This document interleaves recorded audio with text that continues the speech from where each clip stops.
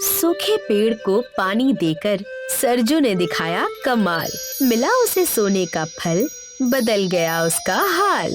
लालच में आकर किशोर ने पेड़ पर किया वार, सीखा उसने सबक बड़ा, बुरा होता है लालच का व्यवहार। मेहनत, दया और सच्चाई से बदला गांव का हाल। जादू नहीं, अच्छे दिल में छुपा है असली कमाल।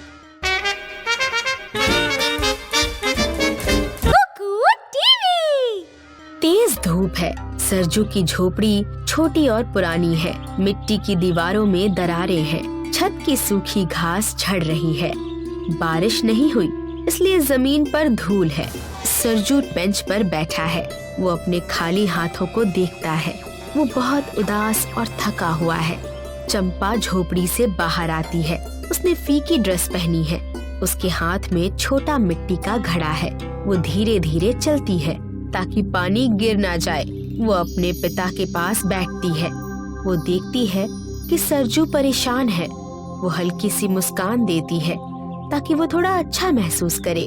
सरजू सूखी रोटी उठाता है। वो उसे 2 हिस्सों में तोड़ता है। बड़ा हिस्सा चंपा को देता है। चंपा रोटी को देखती है। उसे पता है कि उसके पिता भी भूखे हैं। वो रोटी वापस देने की कोशिश करती है, लेकिन सरजू मना कर देता है। वो चाहता है कि चंपा पहले खाए।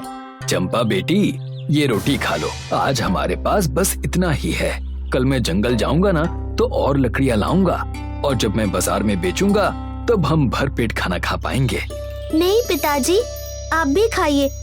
आप दिन भर काम करते हैं, मुझे जोर की भूख नहीं लगी है। भगवान हमारी मदद जरूर करेंगे, आप चिंता मत कीजिए। तुम बहुत अच्छी बच्ची हो। तुम्हारी बातें सुनकर मुझे हिम्मत मिलती है। बस थोड़ा सब्र रखो, अच्छे दिन जरूर आएंगे। चंपा सिर हिलाकर मान जाती है। सरजू भी उसकी तरफ देखकर सिर हिलाता है। कुछ समय बाद सरजू धूल भरे रास्ते पर चलता है। उसके कंधे पर उसकी कुल्हाड़ी है। वो एक बड़े घर के बाहर किशोर को खड़ा देखता है। किशोर चमकदार कपड़े पहने हैं। वो सरजू को देखकर हंसता है। किशोर को अपने पैसों का दिखावा करना अच्छा लगता है। वो सरजू के पुराने कपड़ों की ओर इशारा करता है और मुंह बनाता है। सरजू कुछ नहीं कहता, वो बस आगे चलता रहता है। वो अपने पड़ोसी से झगड़ा नहीं करना चाहता था। उसे अपनी बेटी के लिए लकड़ी ढूंढने पर ध्यान देना था। अरे ओ सरजू, कहाँ जा रहे हो फटेहाल? लगता है आज फिर सूखी लकड़ियाँ ही नसीब होंगी। मेरी तरह मेहनत करो तो शायद कभी 2 वक्त की रोटी मिल जाए। सबका अपना नसीब होता है किशोर भाई। मैं अपनी मेहनत से खुश हूँ। भगवान सबका भला करे। भगवान उन्हीं का भला करता है जिनके पास दिमाग होता है। जाओ, जाकर लकड़ियाँ ही चुनो। सरजू मजाक से दुखी होता है, लेकिन वो चुप रहता है और वहाँ से चला जाता है। कुछ समय बाद सरजू हरे भरे जंगल के अंदर गहराई में पहुँच जाता है। पेड़ बहुत ऊंचे हैं। उसे पक्षियों की आवाज सुनाई देती है। वो जमीन पर सूखी टहनियाँ ढूंढता है। वो हरे पेड़ों को काटना नहीं चाहता। वो जंगल का सम्मान करता है। उसे बहुत गर्मी लग रही है। वो अपने चेहरे का पसीना पोंछता है। वो कई बड़े पेड़ों के पास से गुजरता है। तभी अचानक उसे कुछ अजीब दिखाई देता है। एक छोटे से खाली जगह में एक पेड़ खड़ा है जो बहुत बीमार लगता है। उसमें एक भी हरी पत्ती नहीं है। उसकी टहनियाँ पतली और भूरी है। ऐसा लगता है जैसे वो सूख रहा है। उसके आसपास की जमीन बहुत सख्त और सूखी है। सरजू रुक जाता है। वो सूखते पेड़ को देखता है। उसके दिल में दर्द होता है। वो अपनी थकान भूल जाता है। वो अपनी भूख भी भूल जाता है। वो उस पेड़ की मदद करना चाहता है। वो पेड़ की छाल को छूता है। छाल बहुत गर्म लगती है। ओह, ये बेचारा पेड़ तो प्यासा मर रहा है। जंगल के इस कोने में इसे किसी ने पानी नहीं दिया। अगर मैंने इसकी मदद नहीं की तो ये आज ही सूख जाएगा। मुझे इसके लिए कुछ करना होगा। सरजू वहां से पानी ढूंढने के लिए आगे बढ़ जाता है। सरजू को एक छोटी नदी मिलती है। पानी साफ और ठंडा है। उसके पास कोई बाल्टी नहीं है। उसके पास सिर्फ एक छोटा मिट्टी का घड़ा है। वो उसमें पानी भरता है। फिर वो जल्दी जल्दी उस सूखे पेड़ की ओर वापस दौड़ता है। वो पेड़ की जड़ों में पानी डालता है। वो कई बार नदी और पेड़ के बीच आता जाता है। वो तेज दौड़ रहा है, उसकी सांसें तेज चल रही हैं, उसके पैर दुख रहे हैं, लेकिन वो रुकता नहीं। वो घड़ा भरता है, पेड़ के पास आता है और पानी डालता है। वो ये काम लंबे समय तक करता रहता है। वो पेड़ के पास पड़ी सूखी पत्तियां हटा देता है। वो मिट्टी में एक छोटा गड्ढा बनाता है ताकि पानी वहीं रुके। वो पेड़ से बातें करता है। वो पेड़ को एक छोटे बच्चे की तरह संभालता है। उसे उम्मीद है कि ये पेड़ बच जाएगा। थोड़ा और पानी पी लो दोस्त, मैं तुम्हें मरने नहीं दूंगा। बस थोड़ी हिम्मत रखो, कल मैं फिर आऊंगा और तुम्हारे लिए ढेर सारा पानी लाऊंगा। तुम जरूर ठीक हो जाओगे। अब पेड़ अच्छी तरह से सींचा हुआ और थोड़ा ताजा लग रहा है। सरजू एक छायादार पेड़ के नीचे बैठ जाता है। वो बहुत थक गया है। तभी अचानक उस सूखे पेड़ से सुनहरी रोशनी निकलती है। रोशनी बहुत सुंदर है। सरजू हैरान हो जाता है। वो खड़ा होता है और अपनी आंखें मलता है। उसे लगता है कि शायद उसे कुछ गलत दिखाई दे रहा है। उस रोशनी से एक बूढ़ा आदमी प्रकट होता है। उसकी लंबी सफेद दाढ़ी है। उसने चमकता हुआ सफेद वस्त्र पहना है। उसका चेहरा बहुत शांत और दयालु है। वो एक साधु है। वो सरजू को देखकर मुस्कुराता है। उसके पीछे खड़ा सूखा पेड़ अचानक हरा भरा हो जाता है। एक ही पल में उस पर सैकड़ों पत्तियां उगाती हैं। सरजू डर जाता है। वो एक कदम पीछे हटता है। तभी बूढ़ा आदमी अपना हाथ उठाता है। डरो मत सरजू, मैं इस जंगल का देवता हूँ। मैंने तुम्हारी दया देखी है। तुम खुद भूखे थे, फिर भी तुमने इस पेड़ की जान बचाई। तुम्हारी निस्वार्थ भावना ने मुझे प्रसन्न कर दिया है। प्रणाम बाबा, मैंने तो बस वही किया जो सही था। किसी की प्यास बुझाना मेरा धर्म है। आप कौन हैं? मैं तुम्हारी परीक्षा ले रहा था। ये पेड़ अब से तुम्हारी किस्मत बदल देगा। ये कोई आम पेड़ नहीं है, ये एक जादुई पेड़ है। साधु अपने डंडे से पेड़ को छूता है। छोटे छोटे पीले फल उगने लगते हैं। ये साधारण फल नहीं, ये चमकते हुए सोने के बने हैं। सरजू अपनी आंखों पर विश्वास नहीं कर पाता। उसने पहले कभी सोना नहीं देखा है। एक सोने का फल गिरकर सरजू के हाथ में आ जाता है। वो बहुत भारी है। साधु सरजू को एक चेतावनी देता है। ये लो सरजू, ये तुम्हारी ईमानदारी का फल है। ये पेड़ तुम्हें हर हफ्ते एक सोने का फल देगा। परंतु याद रखना, लालच कभी मत करना।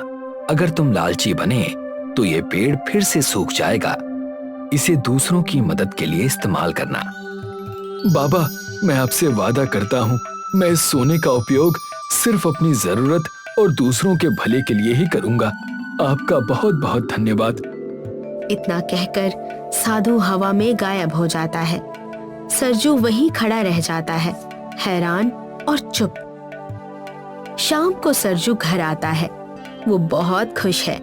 सरजू चंपा को सोने का फल दिखाता है। चंपा हैरान रह जाती है। वो सोने को छूती है। उसे लगता है कि ये चमत्कार है।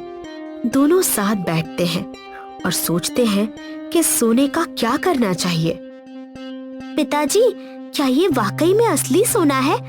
अब हमें कभी भूखा नहीं रहना पड़ेगा। हम अपनी छत ठीक करेंगे और नए कपड़े भी लाएंगे। हाँ बेटी, लेकिन बाबा ने कहा है कि हमें लालच नहीं करना है। हम उतना ही लेंगे जितने की हमें जरूरत है। बाकी हम गांव के गरीब लोगों में बांट देंगे। चंपा हाँ में सिर हिलाती है। यहीं पर दिन खत्म हो जाता है। अगले दिन सरजू बाजार जाता है।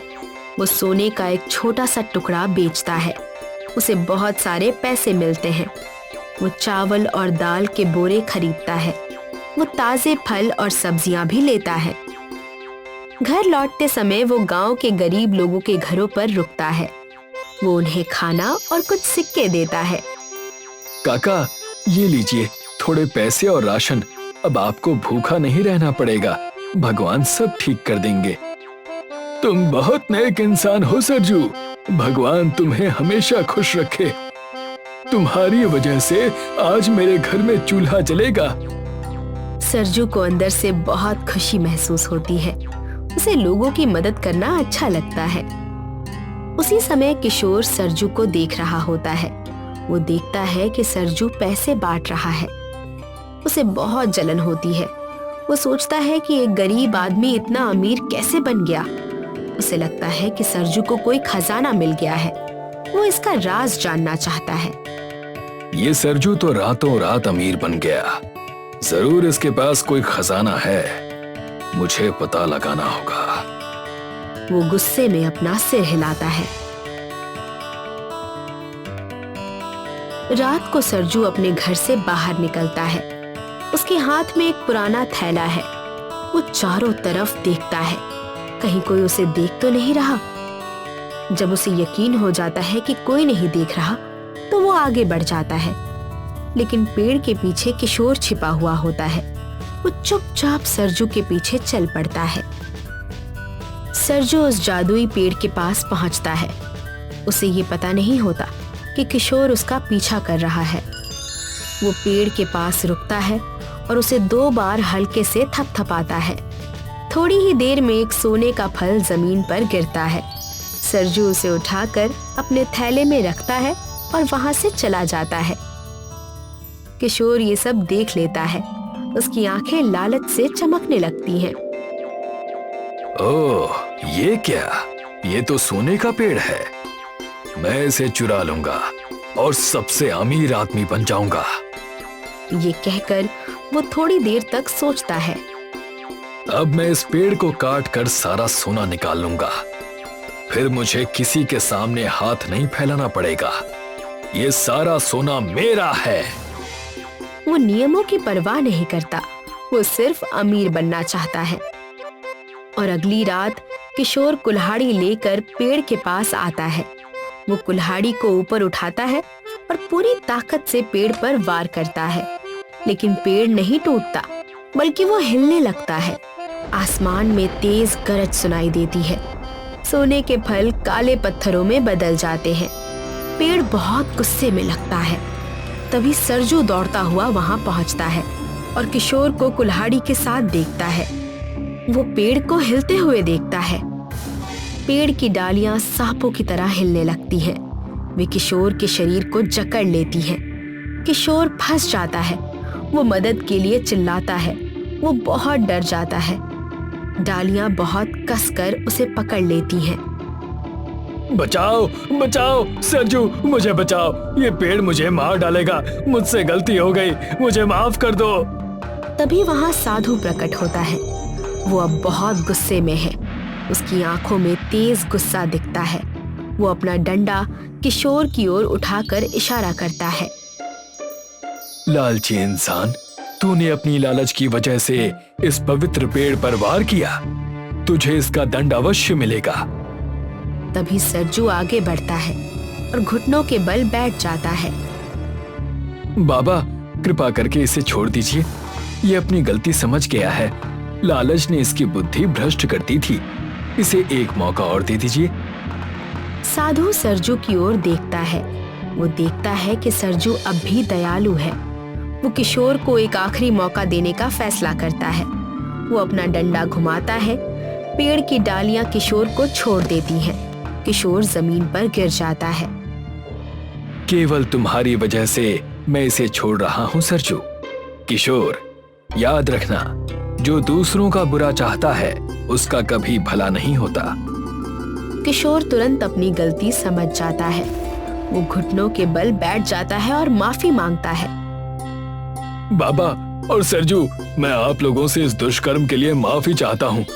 मैं वादा करता हूँ कि अब से कभी लालच नहीं करूंगा और सबकी जितनी हो सके मदद करूंगा। साधु सहमति में सिर हिलाता है और फिर से हवा में गायब हो जाता है। सरजू और किशोर एक दूसरे को देखते हैं। किशोर के चेहरे पर उसका पछतावा साफ दिखाई देता है। यहीं पर रात खत्म हो जाती है। अगले दिन सूरज निकलता है। जादुई पेड़ फिर से हरा भरा और खुश दिखाई देता है। किशोर सरजू के घर आता है। वो अब बहुत विनम्र है। उसने चमकदार कपड़े नहीं पहने। वो सरजू के लिए कुछ बीज लेकर आता है। वो सरजू और चंपा से माफी मांगता है। सरजू भाई, मुझे माफ कर दो। तुमने मेरी जान बचाई जबकि मैं तुम्हारा बुरा कर रहा था। आज से मैं भी तुम्हारी तरह एक अच्छा इंसान बनने की कोशिश करूंगा। कोई बात नहीं किशोर भाई, अब हम सब मिलकर गांव की तरक्की करेंगे। सब मिलजुल कर रहेंगे तो खुशियां बढ़ेंगी। सरजू मुस्कुराता है और उसे गले लगा लेता है। अब वे दोस्त बन जाते हैं। मैं अब से गांव में हर किसी की मदद करूंगा और मैंने अपना पहला काम भी सोच लिया है जो मैं तुम्हारे साथ करना चाहता हूँ। वो क्या? गांव के बच्चों के लिए एक मुफ्त स्कूल। इससे हमारे गांव के बच्चों को पढ़ने के लिए दूसरे शहर चलकर जाने की जरूरत नहीं पड़ेगी। सरजू तुरंत खुश हो जाता है और हाँ में सिर हिलाता है। चंपा ये बदलाव देखकर खुश होती है। उसे पता है कि जादुई पेड़ ने उसे एक अच्छा सबक सिखाया है। कुछ महीनों बाद सरजू और किशोर मिलकर नए बने स्कूल का उद्घाटन करते हैं। गांव के सभी लोग खुश होते हैं। सरजू और किशोर साथ मिलकर काम कर रहे हैं। बच्चे स्कूल में बैठकर किताबें पढ़ रहे हैं। जादुई पेड़ अभी भी हर हफ्ते एक सोने का फल देता है। सरजू उसका उपयोग शिक्षकों को देने और किताबें खरीदने में करता है।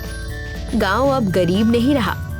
और फिर एक दिन चंपा और सरजू थोड़ी दूर खड़े होकर गांव के स्कूल को देख रहे होते हैं। चंपा ने स्कूल की यूनिफॉर्म पहनी हुई है। देखिए पिताजी, हमारा गांव कितना बदल गया है। सब बच्चे पढ़ रहे हैं और सब खुश भी हैं। ये सब उस जादुई पेड़ की वजह से हुआ। हाँ बेटी, लेकिन असली जादू तो सबकी मेहनत और अच्छे दिल में है। जब हम लालच छोड़ देते हैं तो सब कुछ जादुई लगने लगता है। हमेशा याद रखना चंपा, असली दौलत सोना नहीं बल्कि हमारी अच्छाई है। जी पिताजी, मैं हमेशा आपकी बात याद रखूंगी। इसके बाद चंपा स्कूल चली जाती है और यहीं पर हमारी कहानी खत्म होती है।